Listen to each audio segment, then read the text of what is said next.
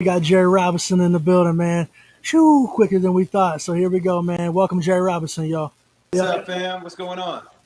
What's up, dude? How you been? Oh man, working, getting this album ready, bro. Oh yeah, what album you got going on, man? If you don't mind sharing with us.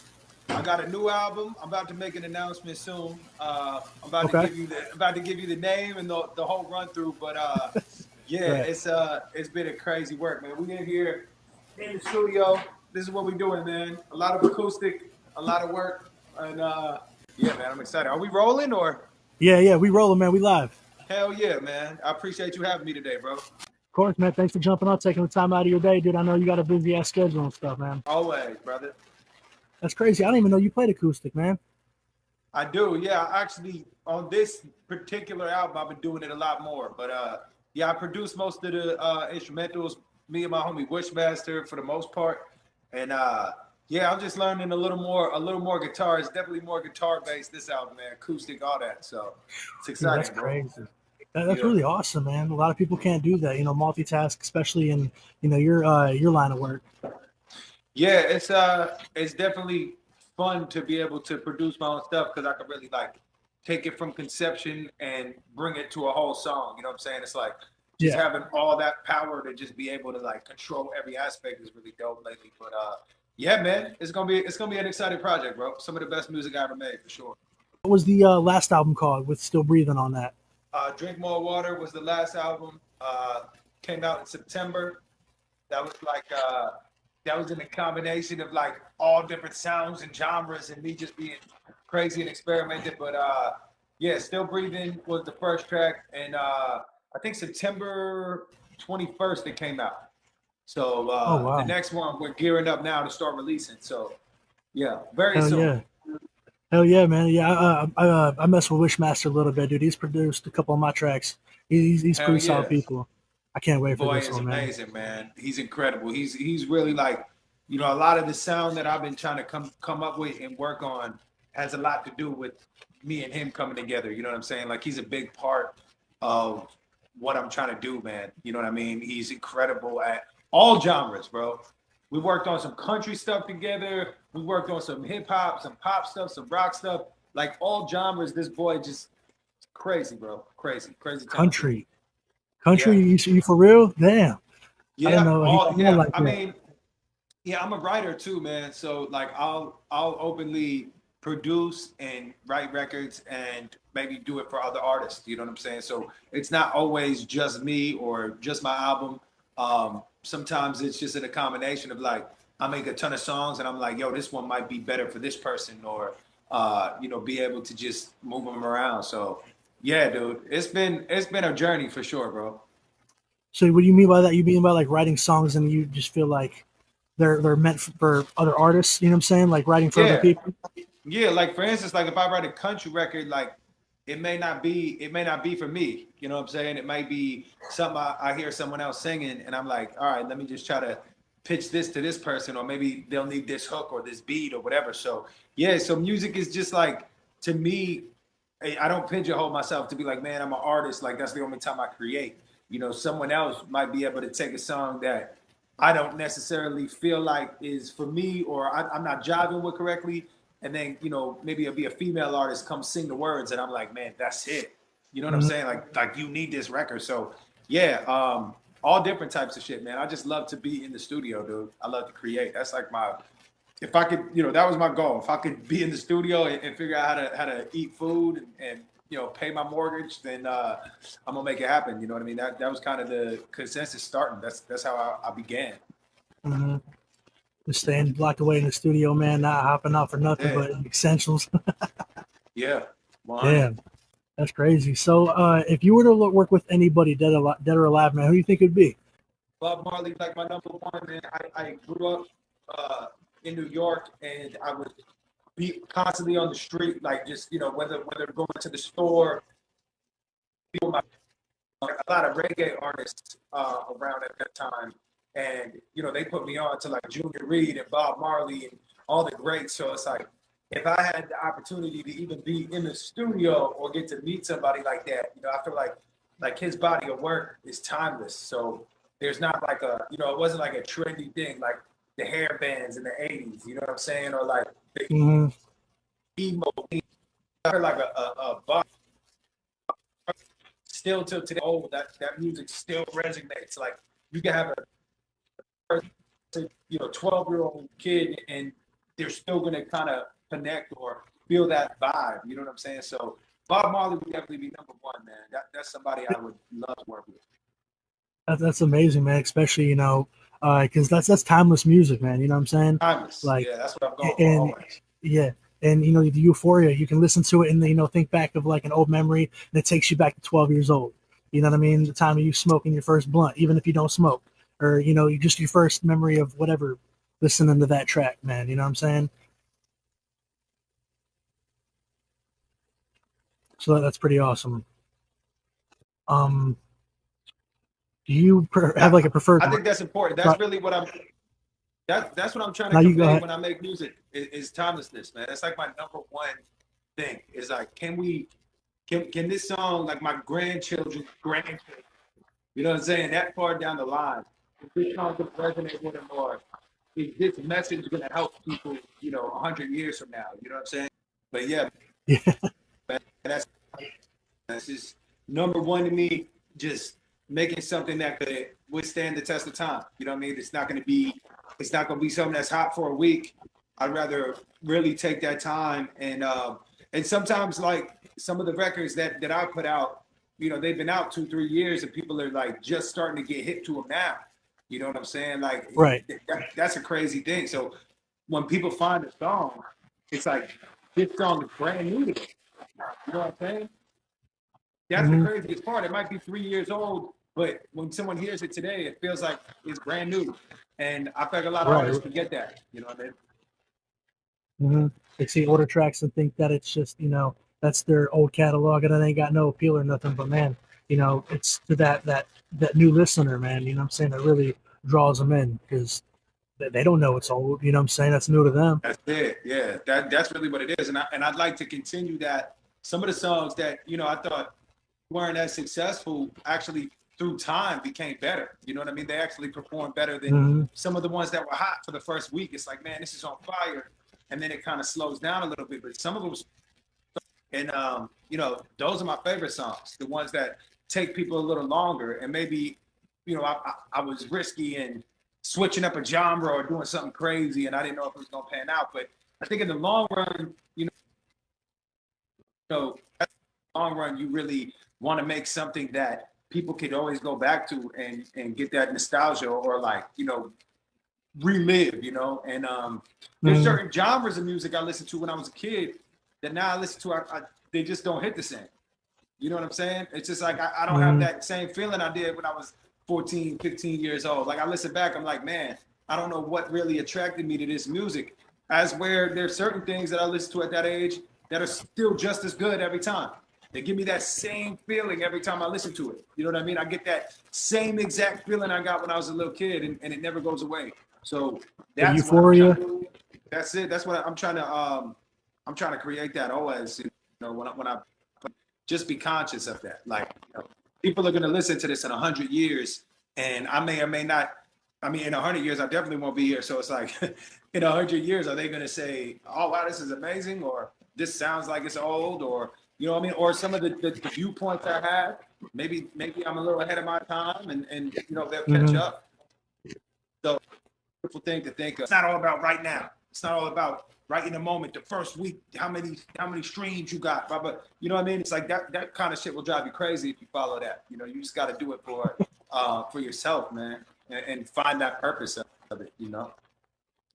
Right. Yeah, man. And especially for artists nowadays, man. A lot of biters in the game, man. People just doing it for for the money and stuff, dude. And Oh, for for sure. as some, if and for someone to come at it with that angle and for the love of just doing it and leaving your stamp on the world, man. That's like a whole different vibe.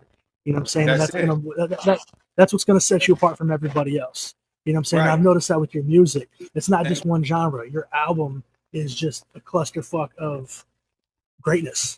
you. From I appreciate that. of all angles. Of course, I of course. appreciate that, dog. Yeah, because that's what it is. It's like this is my journal, and if someone picks up my journal, you know, all throughout history, there's been amazing songs that came out. There's been amazing artists. Like, you know, I might find out about someone that existed in 1972, but I'm listening to their catalog and it's inspiring me and it's making me think different. And it's like that person took the time to journal their thoughts and actually create something that meant something to them. And maybe even at that time, it wasn't that big.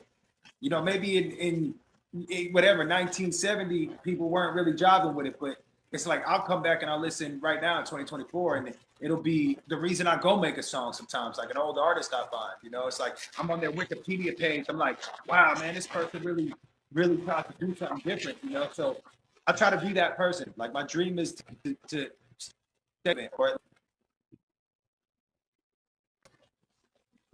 I almost lost you there. You good? Yeah. My bad, man. I don't know what's going on at the moment. Last thing I Oh, heard good. was staying relevant. I want to make Yeah. sure people can hear you. Yeah. Now you ain't froze no more. You was froze for a second. Oh, it's all good. Yeah, that was basically it, man. Just staying relevant, man, and hoping that I can help people even after I'm gone. You know, it's like when I'm off and I can't speak to someone directly, or I can't go live on Instagram and talk to the people. It's like hopefully my music is conveying those same messages, and I'm actually speaking from the grave. You know what I mean? Like these words are resonating with people and like helping them, and I don't even have to be here for that. That's the most incredible part to me, man. Right, man. You're building band-aids for bullet holes, dude, in a sense, and that's amazing because I know as well as you do the feeling of being able to get somebody to take a step back from that edge and to walk away from a situation to recaptivate and think about where they stand instead Oh of yeah. taking that leap, man. That's a really good feeling to know that you changed somebody's life or perspective on a certain situation. Did it cut out Oh again? yeah, but you were saying again, yeah, just to know that you changed somebody's life, or I tell a lot of people like, I'm like, yo, my music didn't change your life. It was just the background music to whatever decisions you made. So if you winded up doing something that ultimately changed your life, maybe my music was involved. You know, maybe it was the theme music to it, but I don't know if anybody necessarily has the power to change your life, but you got to be the one to make that change. But sometimes it's just to spark that idea, or just to be there through it when they're going through it. They're listening to my music. If someone's on a weight loss journey and they listen to my music every day in the gym, or someone's depressed and they're listening to it every day and it's kind of just getting them through. It's like, yo, you got to make that decision. You got to be in the gym. You got to make that decision to start thinking better and get yourself out of that space. But yeah, my music can help at all, even just a little bit. Then we're Being doing a the good job. influence. That's it, man. Right. Right. Because, yeah, no, I definitely resonate with what you're saying that you can't be the one to change their life. They have to. Like, you can take a horse to water, but you can't make them drink. You know what I mean? Absolutely, absolutely. And music could help. Music could help. I guess take the horse to water. Which is good Yeah. enough. We ain't gonna change it. I don't love when people say that I completely changed their life, because it's like you're not giving yourself credit. You know what I'm saying? Like that's the one thing. The most important thing is like understanding that you're in the driver's seat.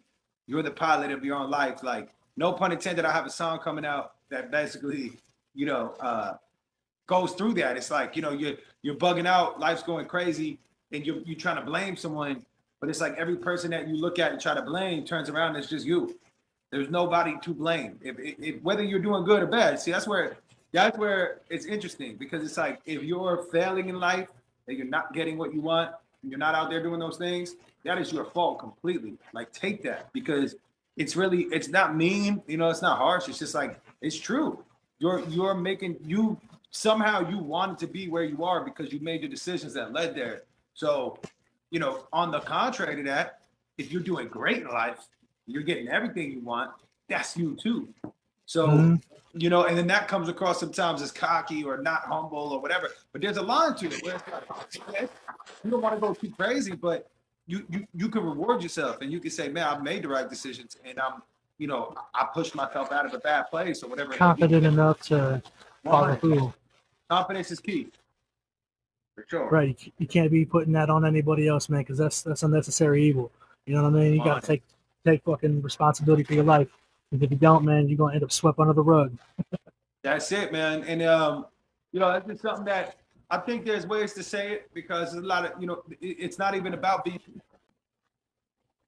aggressive differently. Mm-hmm. And, there's not always a need to be aggressive or in someone's face, like, yo, get up, some boot camp shit. That's really not, that's not for everybody. But everybody has their own ways of learning. They got to lose everything. You know what I'm saying? Certain people, right? The stove is hot. Certain people can see someone touch a stove, get burnt, and go, I'm not doing that. Because I saw that person. But then you got those personalities that are like, man, I still got to go touch it. I got to touch it. I got to burn myself. And that's how they learn. There's no right or wrong way. At the end of the day, it's like everybody learns at their own time. And you can't be too. My biggest problem is always being hard on myself. Like, I'm supposed to be further. I'm supposed to have more. I'm constantly not thinking it's good. You know what I mean? It's like if I have an achievement, I think about it for 2 seconds, and I'm like, all right, we got to get to the next point. So, I'm learning how to just slow down and say, man, look what I've done. Look at the blessings I have. Look what has come to me. Oh, now we got to do this.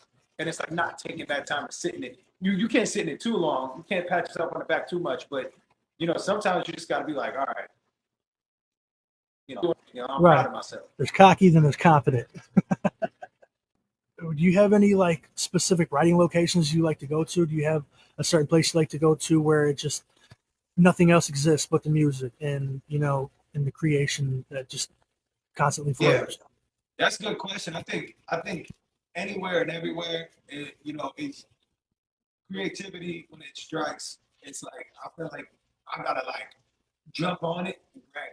You know what I'm saying? And sometimes life gets in the way and you can't. But yeah, even on like airplanes lately, I learned that I can't sing. So when I produce beats on an airplane, I can focus more on the beat. Because normally I start a beat and then right away I come up with a melody and I'm behind the mic singing. And so like even on the airplane lately has been like a way to really like produce. And then as far as writing, I like to just like go for a walk. There's actually a spot. I just moved to Kansas City past few years, so like I've been going to this little like pathway where people ride bikes and shit. You know what I'm saying? And just kind of sitting there walking and just coming up with ideas. But I look like a crazy person if I'm writing in public because I don't use a pen and pad. So I got it all up here. So I just look like a nut. Like my head is just sitting there, just craziness. So, but yeah, man, like it's always it's anywhere, man. Like creativity can strike. You know what I'm saying? And you just got to go. I love writing in the car, like just playing the beat over and over and over and over again. Sometimes I'll just drive, be like, man, I'm 2 hours away from my house right now. I got to turn around. You know what I'm saying? I'm so enthralled. But yeah, so that's anywhere and everywhere though, man. Anytime that creativity strikes, I like to just try to hit it. Try to get in there and make something. That's awesome, dude. Hell yeah. Yeah, the same thing, man. I just, wherever it hits you is where it hits you. But, we always got to try to find a place where nothing else exists but the music. For me, it's in the studio, man. And no place like that. Dang, man. And having my little setup at my house, you know what I'm saying? Like I sit here and just brainstorm and come up with things. And it's like exercise. It's like going to the gym because it's you go every day, and even those days when you don't want to go or you don't want to write, you don't want to make a song, you just go in there and you try, you push. If it's not there, don't force it, pull back. But it's good to get up and just try. You never know. You never know. So it's good as much as possible. And life gets in the way. People got 9 to 5 jobs, right? You might have kids, you might have whatever. You got school. It's like finding that time to carve out, to be like, yo, I'm going to put this time towards what I love. You know what I'm saying? And sometimes it's hard though, man. You don't got it. It's like, man, I don't got nothing today. You know what I'm saying? I got nothing left, bro. Everyone's driving me crazy. I'm stressed. And I don't want to go in the studio at all. You know what I'm saying? So yeah, you got to keep pushing though. Real talk. Right. Outside of music, do you have anything that uses any side gig things, companies, any sort of, Yeah, for sure. So like, I'm an entrepreneur at heart, man. I probably failed 2-3 times, just starting up LLCs and learning business. But yeah, I got a few things that I'm working on, man. Some of it I can't really speak on. But like, for instance, I've been working with my girl, my fiance got a Olga, Yep. my girl got a fashion line though. She does like custom jackets, cut completely custom, like sews it with my homie Zane Driss. But she actually did a jacket for Jelly Roll that just got inducted into the Country Music Hall of Fame. Jelly wore it on stage, yeah, and they photographed it for like the Hulu documentary. It was the cover, so I've been focused on that, but really just like I just do what I love. Like if I love something, I'm gonna try to take the time to make it happen. You know what I'm saying? That's Mhm. really it. Like if I really care about it, I can't help myself. I have to try to do it. Like what I'm saying? I don't mind failing. I don't mind failing. Like nobody's that cool to make me feel like I'm not good enough or I'm a failure. Like I already like from where I'm at right now, from where I came from to where I'm at right now, it's like I already proved to myself that I could figure things out. You know what I'm saying? Nobody It can't tell can't me hurt nothing. me. Yeah, you can't tell me anything. So it's like if I have something and I want to do it, my mind gets focused right away. It's like I am in that zone. I'm gonna try to do it. So yeah, I'm kind of like a serial entrepreneur in a way. I'll just do anything my heart goes. And obviously you got to learn how to time manage.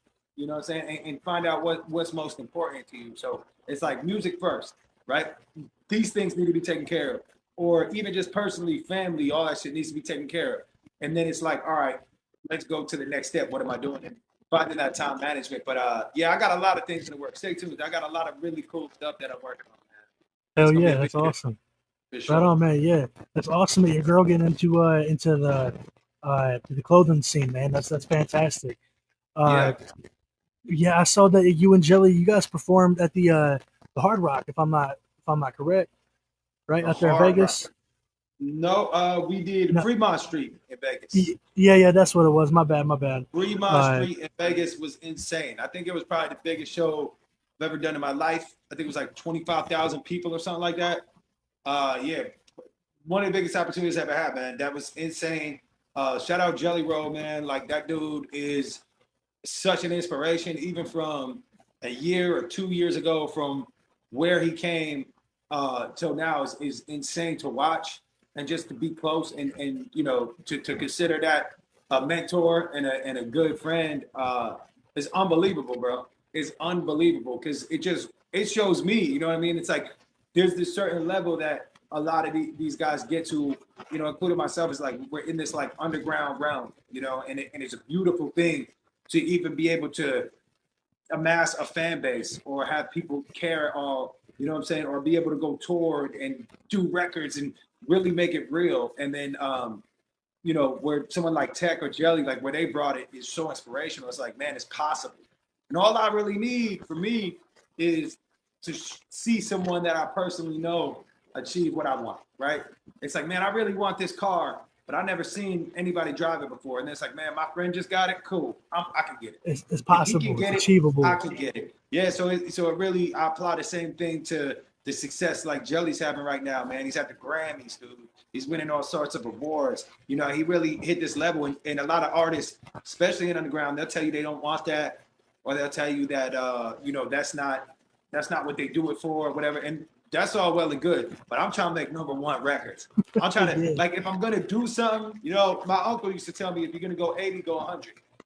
Like if you're gonna go 80, then you might as well go 100, right? You might as I well take like it to that. that next. You might as well take it to that next level. And that's where I'm at now, where it's like, man, if I'm gonna do it, we want to be the greatest. I want to have the #1 record. I want to have the #5. I want to have the #1. I want to have radio records. I want as many people as possible to be touched by my art. You know what I'm saying? It doesn't matter.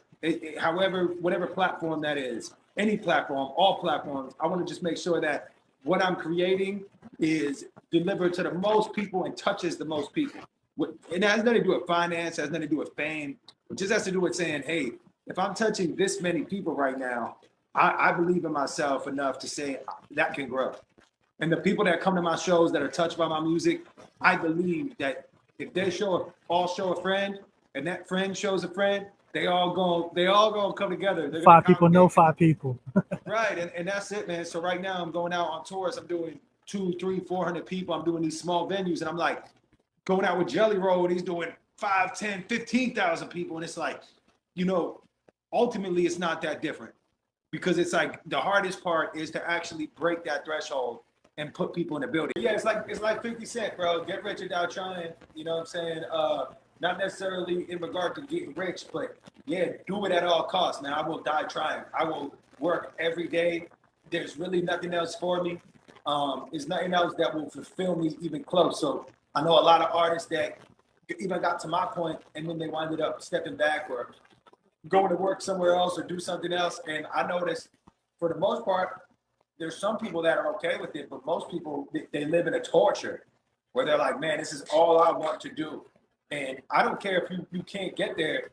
I'd rather just keep doing it till I'm 80. I'm gonna keep dropping records, man. I'm gonna stay in the studio. I don't care how old I get. I don't care what happens around me. I'm just going to continue to do it because it might even be after I die. Like I said, maybe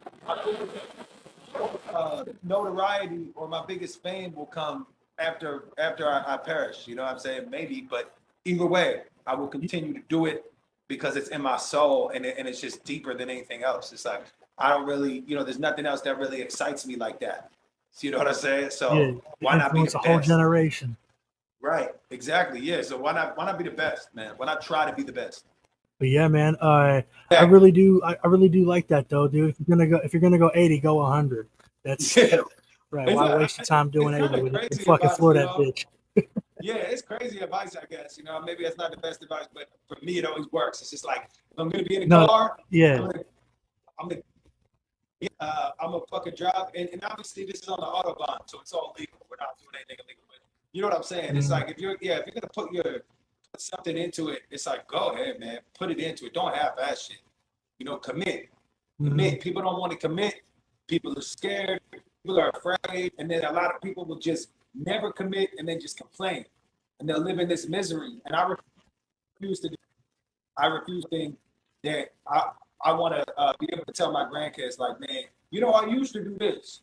I tried to do this. It's like, well, like I said, I'd rather be 80 and tell my grandkids I'm still trying. Uncle Jerry's mixtape. That's it. right, You ain't right, gonna kill me. You ain't gonna kill me. The only way to fail is to stop. Period. right. You know what I'm You're saying? your own That's the worst only enemy. way. Yeah, it's the only Yup. way you can fail is if you stop. If you don't stop, you're not. You're not. Right, That's right, simple. right. You know, especially someone wearing so many hats, man. You got to try to focus and diverse your time into what aspects are more important than the other ones. You know what I mean? And especially when it comes to making music and stuff, man, and following that road essentially that you're on. You know what I'm saying? It's not easy. Not a lot of people can do that. Yeah. Focus is key too, man. Learn all that. But we're not perfect, so a lot of times people wait for this perfect moment. Like, everything's gotta be messy. Be messy. Go out there and figure it out. Just do it. Stop it. Stop Make some talking about it. mistakes. All the mistakes. No one cares. Like even if somebody hates on you, even in the shit that hate me, they don't even care. That person. That person goes about their life. You know what I'm saying? They might not like you for a second. Who cares? If you could learn how to do that, if you could learn how to wake up and be at peace with somebody not liking you, right? You're gonna do all right. If you could just learn how to be like, look, this person don't like me. And then instead of writing them back or letting that real estate in your mind, you just like, all right, cool. I'm at peace with that. I got millions of streams. I got millions of people who listen to my music. I'm sure some of them aren't gonna like it, of course. You know what I'm saying? I'm sure if you put me on a giant show and let 10 million people watch me do a live performance, probably 5 million of them that won't like it. But we talk to them and Right. we got to see what it is. You know what I'm saying? And keep pushing. So yeah, especially when you're in this. I'm putting this out for you to give your opinion. I don't like it. That has nothing to do with me. Once I drop the music, right? If I drop an album, it's like not mine anymore. It's a gift. It's for you. So if you want to return it, if you want to fucking not like it, I gave it to you. Do whatever you want with it. It's yours. That has Yeah. nothing to do with me. I can't get offended by how you feel about it because it's not mine anymore. Right. You know, you want to take my CD and buy it and throw it out the window. I can't stop you. You know what I'm saying? So learning how to just not bug out about the things we can't control. You know what I'm saying? That's good ass advice, especially for artists and bands coming up, man. A lot of people get too entrapped in what other people are saying and how they feel to 100%. persuade them to, their, on their future, on giving up or pursuing it. And a lot of people let that get to them way too much on a personal level. They're like, this person ruined my whole career or my whole life. It's like, nah, it's like you're the one who allowed that to happen. You know what I mean? 100%, Most people, bro. Yeah. a lot of people don't get that, man. Life is what you make it. That's it, man. It's all your fault. Good or bad, it's all your fault. Yeah. Period. All right, man. Well, I don't want to hold you up too much longer, man. So if there's anything, by chance you want to, say to your fans and Yeah. people out there listening and shit, man, go by all means, man. The Man. floor is yours. Thank music. FBA, new album on the way. Stay tuned. It's gonna be the best piece of music I've ever made. I'm super excited for people to hear it. I'm switching it up. I'm going a new direction, and I feel like it is going to bring prosperity to the world.